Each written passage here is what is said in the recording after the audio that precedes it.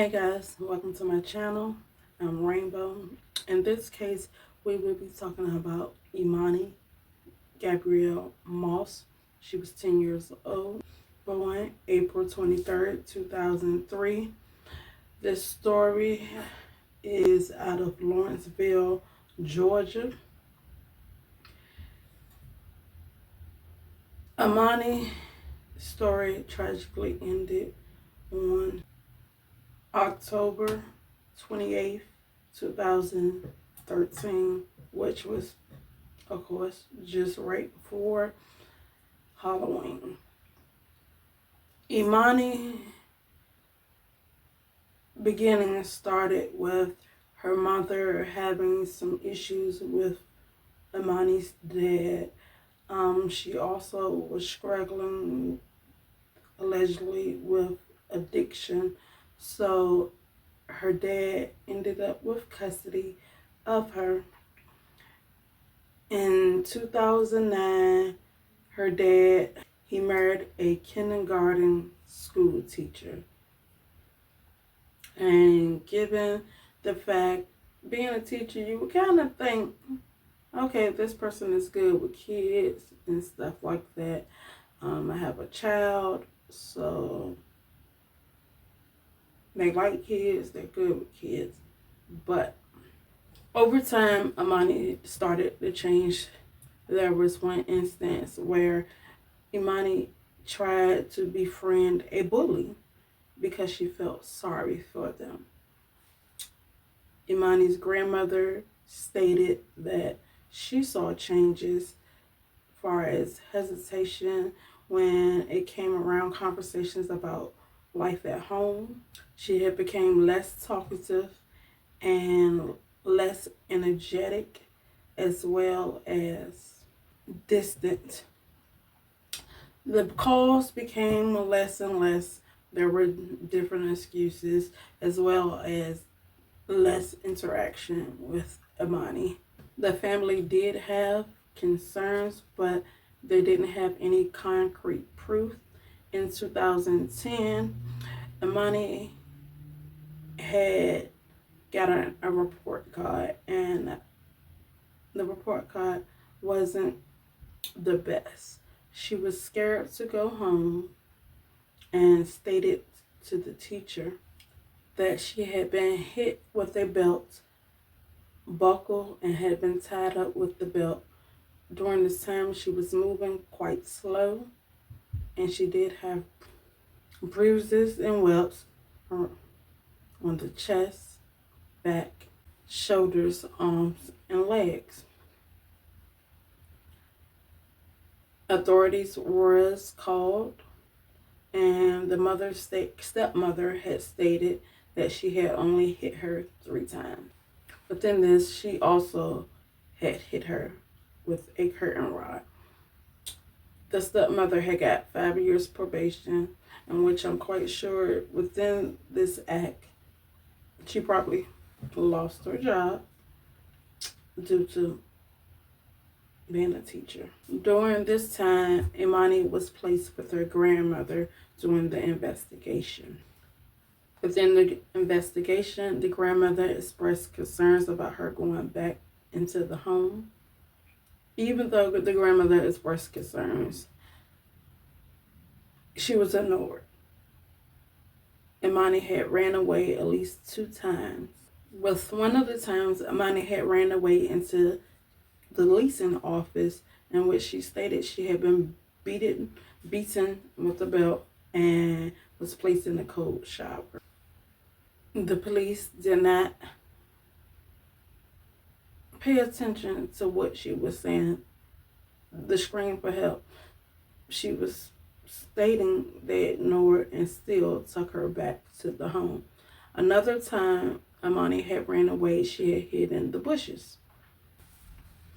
EMANI had stated that the stepmother was mean, but allegedly the police found no evidence against what was said as far as abuse. Again, EMANI was taken back home. There had been investigations, but yet again, still raised no concerns. Imani's biological mother had fought for 2 to 3 years to get custody, which she continued to be denied. In 2013, Imani's stepmother withdrew her from school, stating that she would be homeschooled, unfortunately, which meant teachers, nurses, counselors, and staff would have no contact with Imani. May of 2013 was the last time Imani had been seen by family. Imani was no longer going outside. The family had moved, but neighbors stated they knew of 2 of the kids in the home. The neighbors had no clue about Imani. In August, there had been a report about abuse and that Imani had seen then. But of course, nothing was done. Imani's dad worked 2 jobs, so he solely relied on his wife, the stepmother, to care for the children.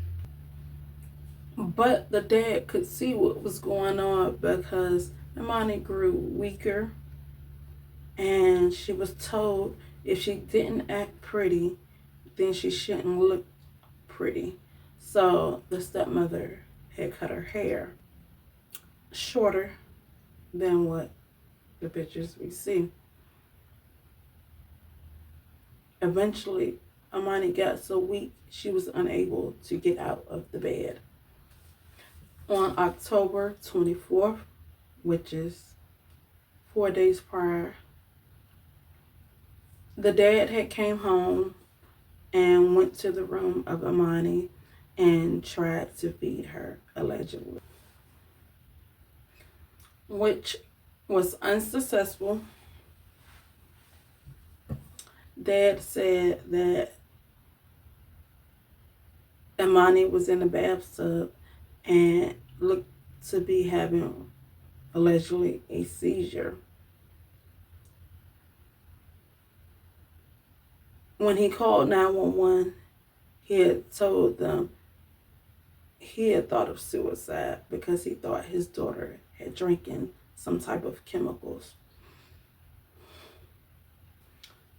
With this seizure that he thought she was having, he said that her ass was rolling in the back of her head. Originally, the stepmother said that they couldn't call the police because they would go down for his daughter. On the 30th, Dad was still going to work per usual, even though he knew his daughter's condition. At this time, it had already passed, but yet he was still going to work. When he had came home, Imani was wrapped up in a blanket on the floor. Her bed, the sheets had been soiled from her waist. They had brought new sheets, flipped the mattress over. The body had been disposed, and allegedly, the plan was to state that Imani was a runaway. Imani's body, still wrapped in the blankets, was placed in the computer room. During this time, rigor mortis had set in, so they had to break her body down like a piece of equipment. They had used duct tape to keep her body into place. They had put a cover over her and placed her into a metal trash can. They had took the other children with them and put charcoal and lighter fluid on the body, watching it burn. Eventually, they realized that it wasn't going to burn the way they needed it to. They put the fire out and collected Imani's remains and took it with them. The next day, Dad went to work yet again. Dad went to work with Imani's remains in the truck. He worked the entire shift. He did tell a friend in which He told the friend to make a report about it. Dad went on to job number 2. Dad had called his wife and told he was calling the police, which stepmom gathered her children and left and went to her mother's. In conclusion, EMANI was murdered by starvation and torture. Again, she was only 32 pounds as a 10-year-old, which is normally the size of a 3-year-old. During the investigation or autopsy, they stated that she was mostly skin and bones and her organs was very small. The stepmom acted as her own counsel and was convicted of malice murder as well as 2 counts of felony murder, 2 counts of first degree cruelty to children, concealing the death of another. She was placed on death row, which is not common, especially for women, especially in Georgia. She had been sentenced to death plus 20 years. There was felony murder, concealing a death of another, sentence life imprisonment without the possibility of parole, along with 10 years.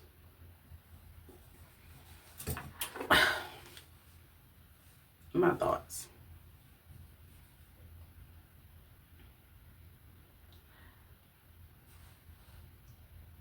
I didn't put it in here, but because like I said, when I'm doing these stories, my focus is solely on the child. What happened to the child and the outcome. Versus focusing on so much of the parents, just only what they did to the child.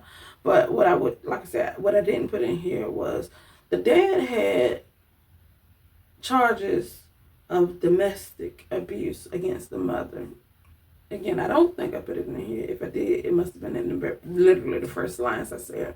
Anyway, so the dad, if you, it's not to say every person that beats on their mates or spouse will hurt a child, but in this case, it was stated that he allegedly beat the mother in front of EMANI when she was younger. So if I was to hit my spouse in front of my children, even though my children big as they, and normally that would be a part of child neglect or endangerment of a child or something of that nature. So they needed to look into it. And I get sometimes that people, they want, the system wants the child to be with the biological parents. I don't know completely the mom's full story, but sometimes one parent ain't about squat, and sometimes both parents ain't about squat.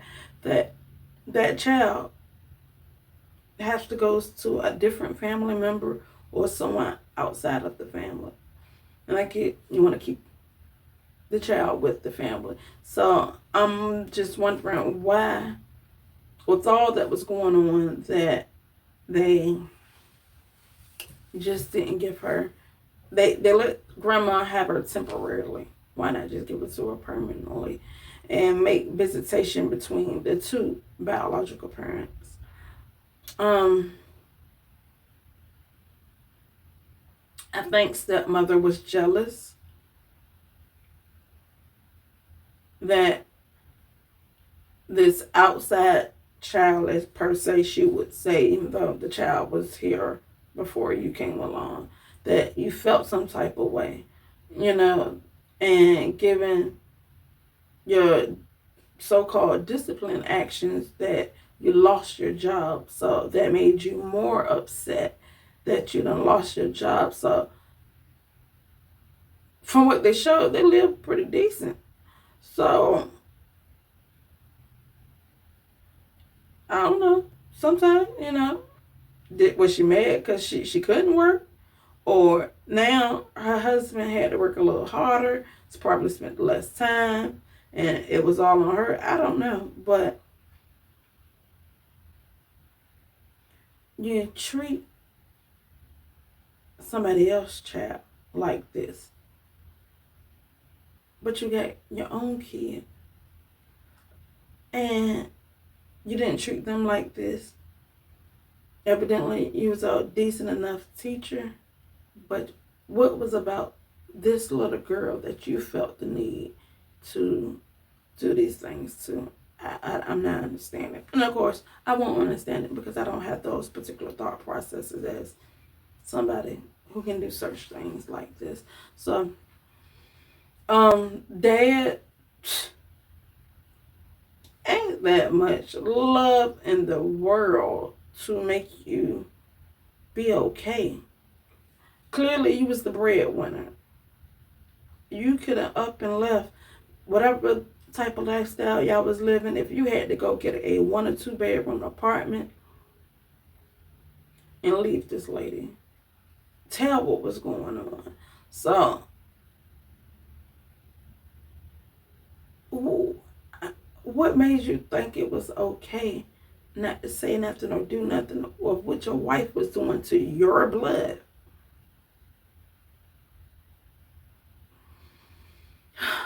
Y'all, the couple of cases I've went over with y'all, it never seems to be any lighter than the next. All of them are heavy. I've been listening to stories like this for a while. And like I said, I just decided to talk about them because I talk about them all the time when I'm at work. And again, some of the people I follow, they go hard. When I say they go hard with these stories. Maybe one day I will, maybe I won't go as hard, but me doing my part to tell these stories is important because it's not talked about enough, but it's happening more than what it should. It shouldn't happen at all. Thank you for watching.